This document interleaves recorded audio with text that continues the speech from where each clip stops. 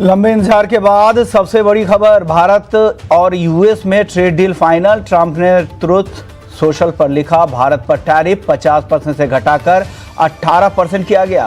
PM Modi ने कहा 140 करोड़ भारतीयों की तरफ से धन्यवाद।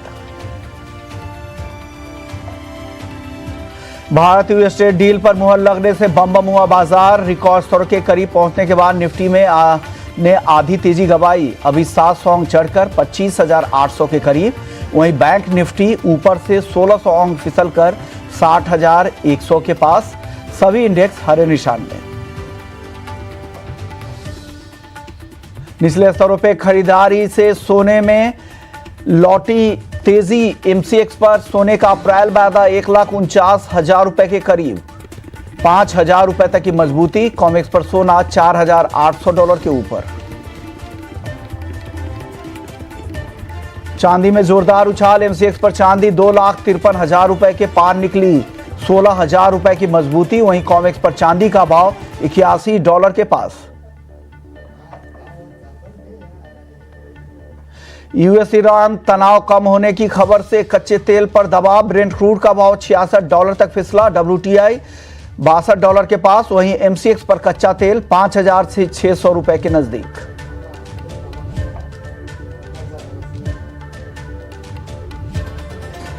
बेस मेटल्स में आज तेजी। कॉपर का भाव 1,240 रुपए के करीब, 2% की तेजी। वहीं एल्युमिनियम में 1% से ज्यादा का उछाल।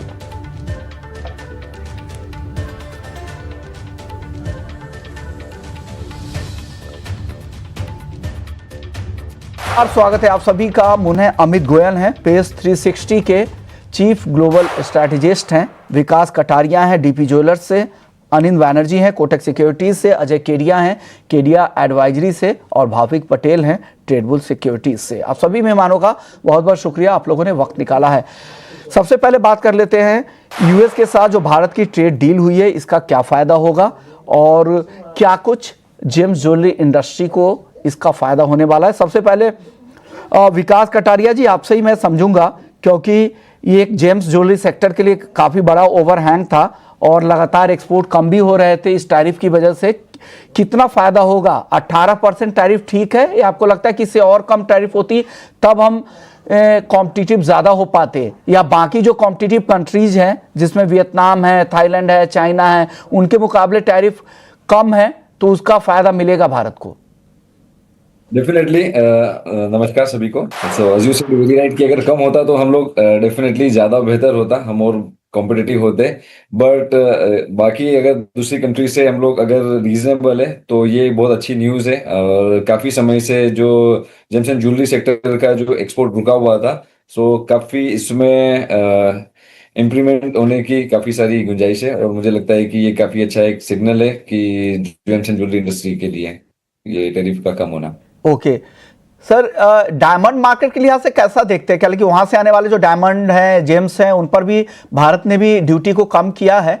क्या लग रहा है डायमंड मैन्युफैक्चरिंग के लिहाज से और खास करके लैब ग्रोन डायमंड के लिहाज से ये कितना बड़ा डेवलपमेंट है? क्योंकि लैब ग्रोन मार्केट सबसे बड़ा लैब ग्रोन डायमंड मार्केट है यूएस का। Right, so India is a manufacturing hub. तो अगर ये दोनों जगह पर ये अगर हमें एडवांटेज मिला है टैरिफ ड्यूटी का, तो मुझे लगता है कि जो काफी समय से जो इंडस्ट्री में रुकावट थी, जो काफी टाइम से रुका हुआ था, सब लोग सोच रहे थे कि कैसे ये चीजें ठीक होगी। अगर ये सब कुछ हो जाता है, इम्प्लीमेंट हो जाता है, तो ये बहुत अच्छी न्यूज़ है। और दोनों के लिए, माइन डायमंड्स मैन्युफैक्चर के लिए भी प्लस लैब ग्रोन डायमंड के लिए भी। क्योंकि डायमंड ज्वेलरी का जो बहुत बड़ा मार्केट है, वो यूएस अपने आप में इतना बड़ा मार्केट है कि उसे अगर हम कैटर कर ले अच्छे से और सारी कर ले, तो हमारे लिए बहुत बड़ा एडवांटेज रहेगा ये। अब एक सवाल होगा, क्योंकि आप जो छोटे शहरों में आपके काफी ज्वेलरी स्टोर्स हैं, तो क्या मूड है अभी जो गिरावट आई है, इस गिरावट के बाद क्या खरीदारी अचानक से लौटी है या अभी लोग शांत बैठे हैं स्थिरता आने के लिए? आई थिंक क्योंकि ज्वेलरी अभी देखा जाए तो सारी मेटल में मूवमेंट बहुत फास्ट है। और हमारा जो ज्वेलरी बिजनेस है स्पेशली वो वेडिंग ड्रिवन होता है, तो वेडिंग वाली बाइंग तो हो गई है। और ज्वेलरी हमेशा, गोल्ड बाइंग या सिल्वर बाइंग हमेशा हर भाव में करना इट्स गुड एडवाइस। तो अभी काफी टॉप से नीचे आ चुका है, दोनों प्राइसिंग नीचे आ चुकी है। मुझे लगता है कि ये राइट टाइम है, यहाँ पर एंट्री लेनी चाहिए थोड़ा थोड़ा कर कर। और लेनी चाहिए। और देखा भी जा रहा है, काफी सारे जो लोग रुके हुए थे, जिन्होंने जो मिस कर दिया था ये वाला प्राइस, और जो ऊपर जाकर 150, 155, 180 तक भी गए थे, तो अभी ये प्राइस ठीक है, इसमें लोग बाइंग कर रहे हैं, एंड स्पेशली वेडिंग सीजन का बाइंग स्टार्ट हो गया है। बहुत शुक्रिया विकास जी, और आपने वक्त निकाला और बताया कि क्या मूड है ग्राहकों का, और जो ये ट्रेड डील जैसी जो डेवलपमेंट हुई है इसका क्या कुछ फायदा इंडस्ट्री को मिल सकता है। अमित गोयल जी, आप इस डेवलपमेंट को कैसे देखते हैं ओवरऑल इकोनॉमी के लिहाज से और साथ साथ जेम ज्वेलरी इंडस्ट्री के हिसाब से, क्योंकि सालाना हम 1 लाख करोड़ का एक्सपोर्ट करते हैं भारत से, और उस एक्सपोर्ट में लगातार गिरावट आ रही थी इस टैरिफ हर्डल की वजह से। हालांकि अभी भी क्लैरिटी का इंतजार है। हमने आज कॉमर्स मिनिस्ट्री के में सोर्सेस से बात की तो उन्होंने कहा कि उनको भी अभी पूरी तरह से क्लैरिटी नहीं है, वहां के सचिव तक को ये क्लैरिटी नहीं है कि हर सेक्टर पे कितना टैरिफ होगा। ये दिन के दौरान और चीजें साफ हो जाएंगी, और साथ साथ जो एडिशनल टैरिफ लगा हुआ है रशियन ऑयल इंपोर्ट की वजह से, उसको लेकर भी क्लैरिटी अभी नहीं आई कि क्या वो टैरिफ भी हट गया है। आप बताइए सर, ओवरऑल ये डेवलपमेंट आप कैसे देख रहे हैं सर? जी विश्वमोहन जी, आई थिंक ये बहुत ही पॉजिटिव डेवलपमेंट है। और पर्टिकुलरली मुझे लगता है जेम्स एंड ज्वेलरी और टेक्सटाइल गारमेंट एक्सपोर्टर्स, फुटवेयर, उनके लिए बहुत पॉजिटिव डेवलपमेंट है। और ये बहुत एम्प्लॉयमेंट इंटेंसिव इंडस्ट्रीज हैं। तो ना केवल जो बिजनेस कम्युनिटी है उनको फायदा होगा, बल्कि बहुत सारा रोजगार भी जो है वो जनरेट होएगा, जो कि प्रैक्टिकली पिछले 6 महीनों में ऑलमोस्ट चीजें बंद हो गई थी। जो भी लोग यूएस को केटर कर रहे थे वो लिटरली कुछ भी compete नहीं कर पा रहे थे पूरे रेस्ट ऑफ दी कंट्रीज के साथ। तो आई थिंक बहुत पॉजिटिव डेवलपमेंट है। मेरी अंडरस्टैंडिंग है कि जेम्स एंड ज्वेलरी पे भी जो है, ज्वेलरी एक्सपोर्ट पे भी 18% का ही टैरिफ लगेगा।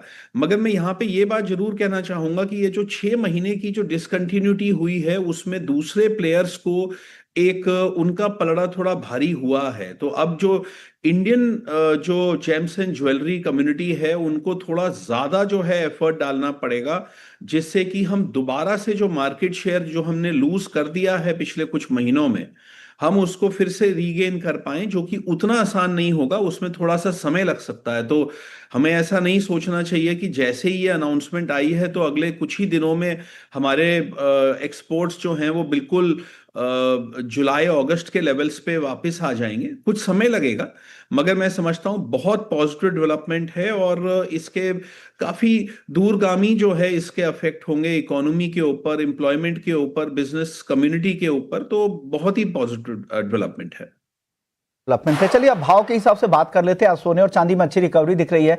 अनिल सर बताइए, आज जो तेजी दिख रही है आपको टिकाऊ दिख रही है क्या? अभी भी खरीद लेना चाहिए या अभी भी डाउनसाइड के रिस्क बने हुए हैं? अगर वो रिस्क है तो कितना?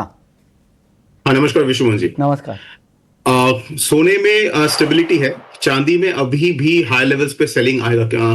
क्योंकि एक मार्केट जो इतना वॉलेटाइल रहा है, मतलब लास्ट आपका 2 महीने में 3x रिटर्न, फिर 45% फॉल एमसीएक्स में, उससे ज्यादा फॉल हुआ है because of the premium and discount. तो यहाँ पे लोग जो स्पेकुलेटर्स है साइकोलॉजिकली तो एक बार डैमेज्ड हो चुके हैं, तो हायर लेवल्स पे सेलिंग आएगा। तो ओवरऑल ये इस मार्केट को अभी कंसोलिडेशन भी चाहिए क्या, क्योंकि चाइना मिड ऑफ फरवरी से छुट्टी पे चला जाएगा। सो फरवरी मंथ विल बी साइडवेज, नीचे 70 से $72 एक मेजर फ्लोर है। और वहां पे इंडस्ट्रियल जो एक्यूमुलेशन है, मतलब जो इन्वेंट्री का रीबिल्ड है फ्रॉम द इंडस्ट्रियल यूजर्स, वो चलता रहेगा, तो वो एक अच्छा फ्लोर है। अपसाइड में 95 में जो लोग फंसे हुए हैं वो लोग आके सेल करेंगे। तो इस रेंज में ये चलना चाहिए और धीरे धीरे वॉलेटिलिटी कम होगा।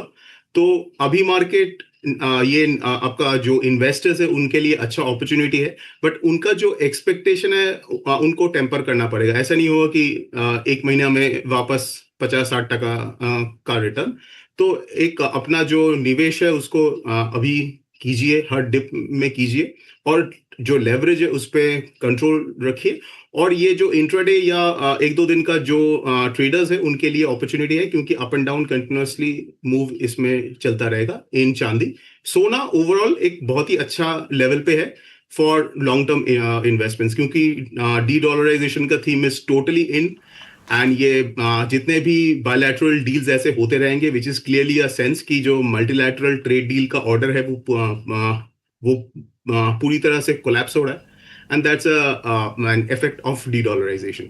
ओके, तो आपको लग रहा है जो रेंज है चांदी के लिए आपने 70-72 से लेकर 90-95 डॉलर, जिस तरह की तेजी की उम्मीद बन गई थी बाजार में, वो तेजी आगे नहीं दिखेगी, यह ध्यान रखिएगा।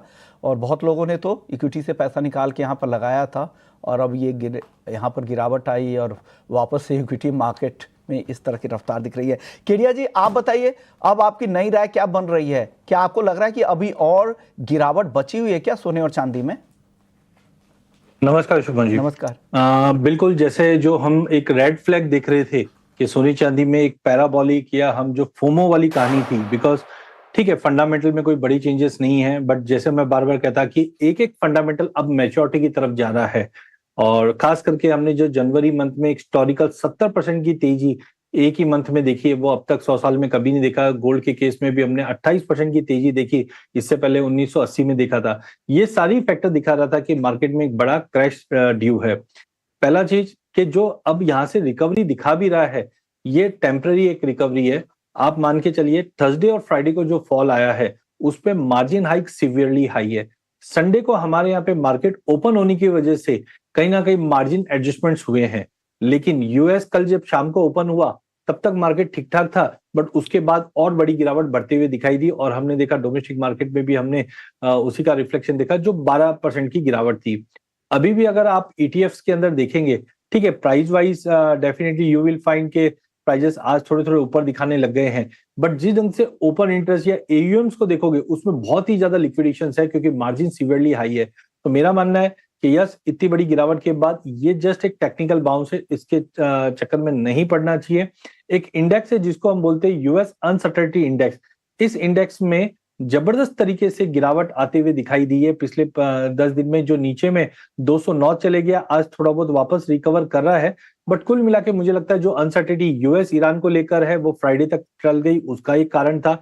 डॉलर इंडेक्स में रिबाउंड है, साथ में आज यूएस और इंडिया का जो ट्रेड डील हुआ है, इसका मतलब है कहीं ना कहीं बैकफुट पे या डील करने के फेवर में है डोनाल्ड ट्रंप, जो बाकी देशों के साथ भी आने की उम्मीद है। तो मेरा मानना है हाँ, टेक्निकली 70-72 डॉलर जो है चांदी के लिए बहुत ही क्रुशियल है। रेंज बड़ा हो सकता है, जो 90, जो अरविंद ने भी कहा कि 90 तक का लेवल है, बट माइंड इट, अगर ये 70-72 का लेवल टूटता है तो फ्लोर सीधा 56 पे जाके रुकता है क्योंकि मार्जिन बहुत सीवियरली हाई है।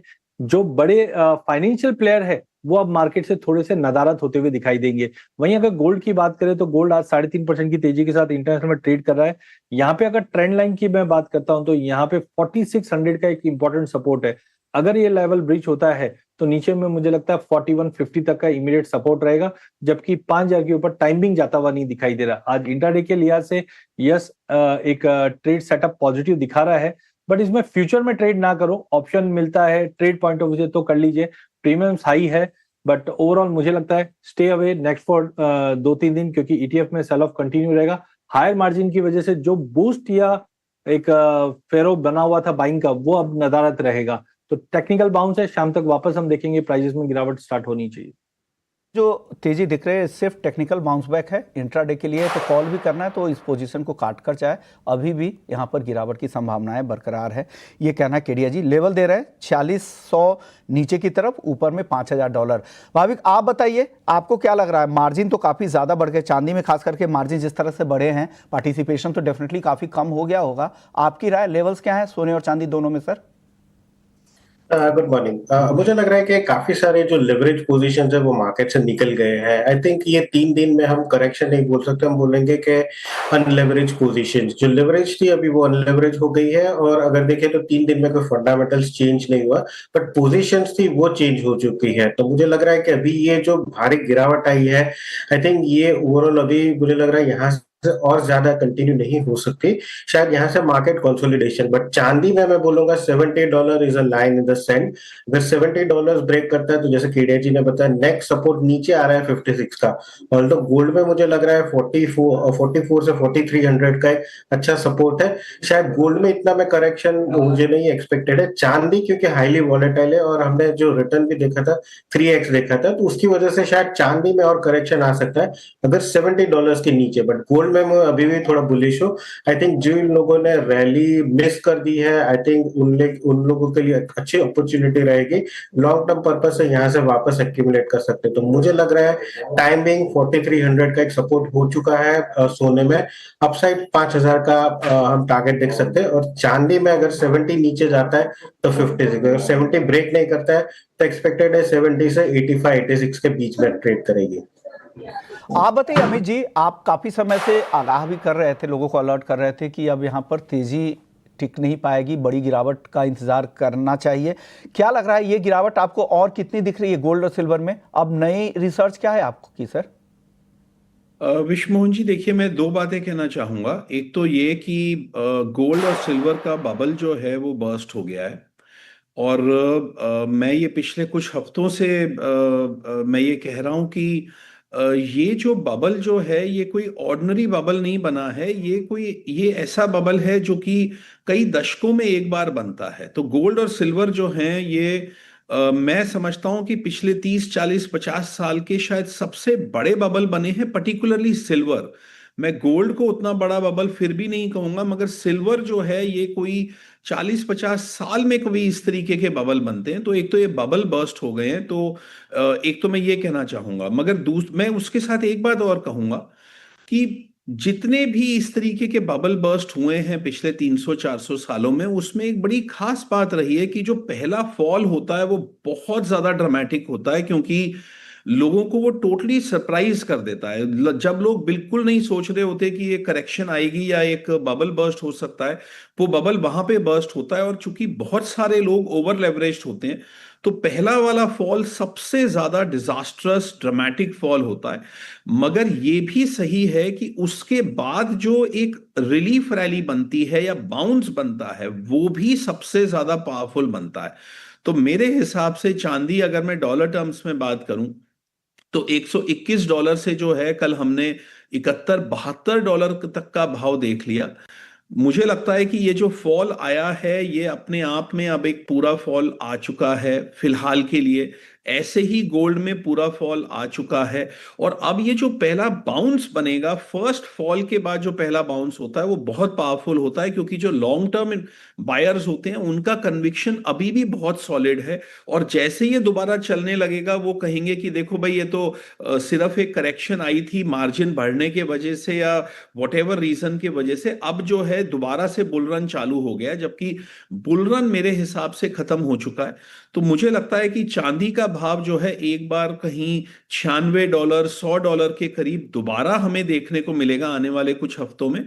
और गोल्ड मुझे लगता है कि तकरीबन 5200 5300 इवन $5400 तक का भाव हमें दोबारा देखने को मिल सकता है। मगर ये लॉन्ग टर्म बबल बर्स्टिंग है, तो आने वाले 1.5 से लेके 2 साल में मुझे बहुत लोअर प्राइसेस दिखते हैं। मुझे आने वाले 2 साल के अंदर अंदर चांदी अपने हाई से जो है वो मिनिमम 70% का मुझे फॉल दिखता है, और आने वाले 2 साल के अंदर अंदर मुझे गोल्ड में जो है मिनिमम 40 to 45% का फॉल फ्रॉम दी टॉप दिखता है। मगर फिलहाल जो है मुझे लगता है कि एक जो है बड़ा सॉलिड बाउंस आ सकता है, क्योंकि पहला बड़ा फॉल आ चुका है, और जो है वो लोगों का कन्विक्शन अभी फिलहाल उतना कम नहीं हुआ है, और वो दोबारा से लय में आ जाएंगे जैसे ये स्टेबिलिटी आएगी। अब 70% तक बोल रहे हैं कि 1.5-2 लाख तक गिर सकता है। ये भी आपको लग रहा है लॉन्ग टर्म में 1 से 2 साल का नजरिया है, और ये हमेशा ऐसा होता है। इस तरह की जब बड़ी गिरावट आती है तो एक टेक्निकल बाउंस बैक भी आता है, उस बाउंस बैक में बहुत लोग फंसते भी है, बहुत बार सस्टेन भी करती है कि लंबी रैली थी तो लोगों का अभी भी भरोसा बना होगा, और वो भरोसा टूटने में काफ़ी टाइम भी लगता है सिक्योरिटीज मार्केट में। चलिए, वक्त है ब्रेक का। ब्रेक के बाद लौटेंगे तो मेटल्स और क्रूड पर